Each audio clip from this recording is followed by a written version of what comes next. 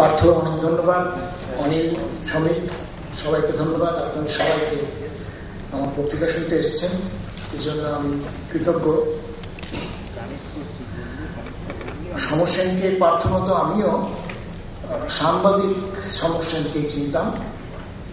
অবশ্য কলেজে যখন পড়তাম তখন যে দুজন কবির কবিতা সবসময় আওড়াতাম, একজন হচ্ছেন জীবনানন্দ আর অন্যজন সমর সেন। সমর সেনের কবিতায় নাগরিক জীবনের অবসাদ, বাণিজ্যিক সভ্যতার নানা বিকার নিয়ে চাঁচা ছোলা কথা আমাদের মুগ্ধ করত। বিশেষ করে ওই বয়সে খুব টানত আমাদের। এছাড়াও মধ্যবিত্ত বাঙালির ক্লীবত্ব নিয়ে বেশ কতগুলো কবিতা আছে। বিশেষ করে মধ্যবিত্ত বুদ্ধিজীবী বাঙালি ক্লীবত্ব নিয়ে বোধ হয় উনি, যতদূর মনে আছে, অনেকগুলো কবিতায় মধ্যবিত্ত বুদ্ধিজীবীকে উনি অন্ধ ধৃতরাষ্ট্রের সঙ্গে তুলনা করতেন। একটা কবিতা আমার মনে আছে, কলেজে খুব বারবার বলতাম আমরা, পরে কবিতাটা বোধ হয় একটি বুদ্ধিজীবী,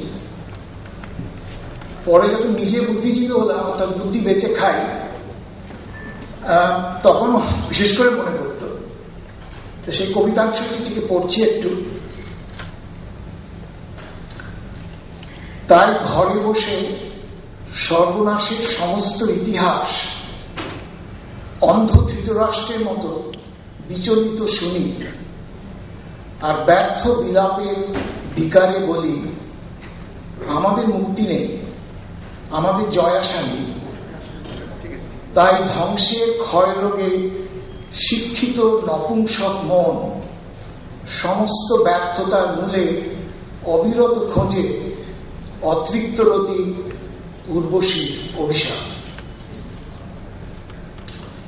কলেজের আমার কলেজ জীবন শেষ হওয়ার কিছুদিন পরে